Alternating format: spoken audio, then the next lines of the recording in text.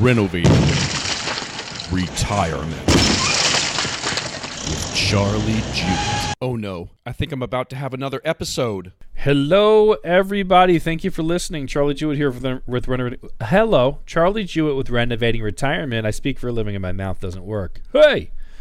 Episode 157 in the middle of the Aladdin-inspired series. My family and I saw the movie Aladdin and thought it was rad, awesome, incredible, worthy of being remade. I like the cartoon. I also like the one with people in it and real monkeys. That was cool. This one's called 3 Wishes for Retirement. Real quick, real short, real easy. If you notice in the movie, you rub the lamp and the genie gives him 3 wishes. Anything that he wants, okay?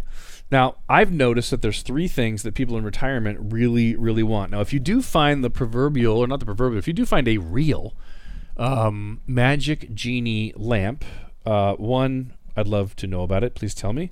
But secondly, you may wish for 3 different things. But I've noticed that people rubbing the lamp of their nest egg, rubbing the lamp of having saved enough money for retirement. And if you listen to the last episode, I'm kind of using as an analogy saying, finding the lamp as far as retirement planning is concerned is having saved up enough money for retirement, which you can't know if you have enough money if you're still using stocks, bonds, and mutual funds. So you have to listen to the show, talk to my team. You have to learn about income-producing financial products. By the way, I'll do an entire episode on this, but financial planners don't beat the market. We've got all the research on that. Financial planners don't beat the market. There's really no reason to use them. You're better off just buying the index fund or whatever. Financial planners don't beat the market, but financial products do. There are tons of annuities and life insurance products that have made more money than the stock market in the last 18 years. So all the ups and downs and the more risk, more reward being worth it, all of that is out the window. No longer true. Financial planners don't beat the market, but financial products do. So studying and learning about financial products is about the most lucrative thing you can do these days as far as planning for your retirement or planning for your kind of financial independence and your financial freedom. So talking to people, hundreds of people, probably thousands of people. I've certainly reviewed over 1,000 financial plans. I've got people I'm working with that have reviewed over 10,000, which is awesome. I always keep mentors in my life. But looking at over 1,000 financial plans myself, I can tell you that when I interview people, basically people in retirement want 3 wishes. They want lifetime increasing tax-free income. Now, they may not start by saying that to me, but with some prompting, with asking some questions, do you want your income to last forever or possibly stop before you die? They're going to say forever. And as inflation goes up and things cost more and more and more, do you want your income to be level or do you want it to be increasing and keep up with inflation? Everybody says they want it to be increasing. Awesome. And if you had your choice of paying taxes or not paying taxes, would you prefer to keep all of your paycheck or share it with Uncle Sam? They all say, I would like to keep all of the money. So everybody wants lifetime increasing tax-free income. And at the same time, literally 100% of the people that have come to me in 14 years are in a tool that can't offer any of those. Stocks, bonds, and mutual funds or living off of a portfolio can't give you lifetime income, guaranteed. It may not. Lots of people run out of money.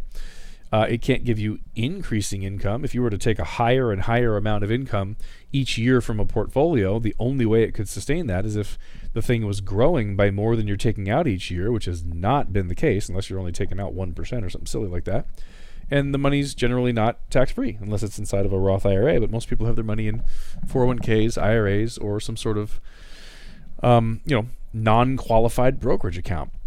So the first wish that I've seen that most people want is lifetime increasing tax-free income. You can do that inside of Roth IRAs with increasing income indexed annuities. I know that's a mouthful, but you can buy indexed annuities that actually have a feature where the money, the paycheck you get for life goes up every year.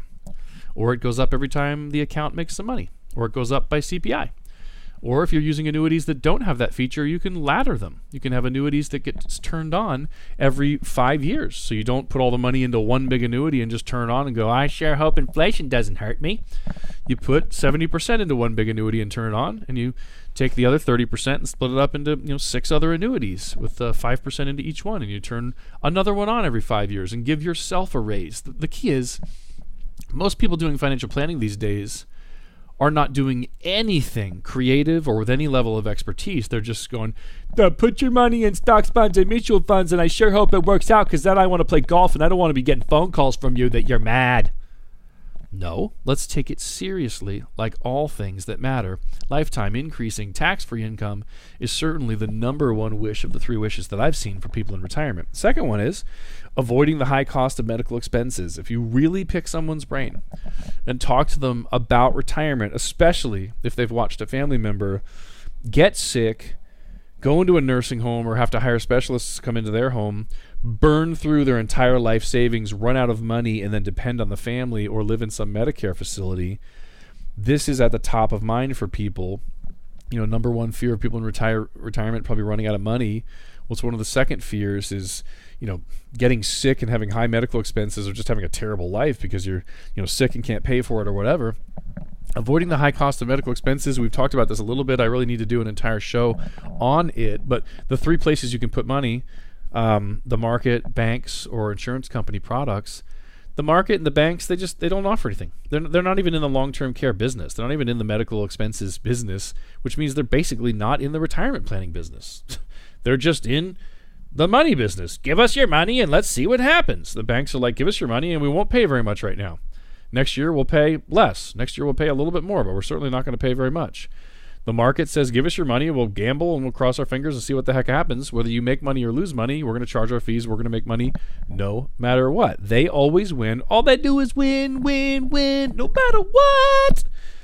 But you don't always win in the market.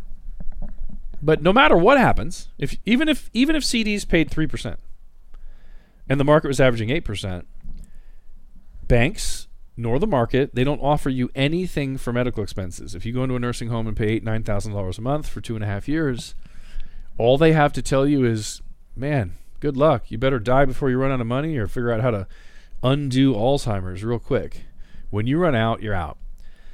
The insurance company products that we talk about and I've been teaching for 14 years, indexed annuities, indexed universal life insurance contracts, modified endowment contracts, single premium immediate annuities, hybrid annuities, right? I'm not a big fan of variable annuities. You guys know that.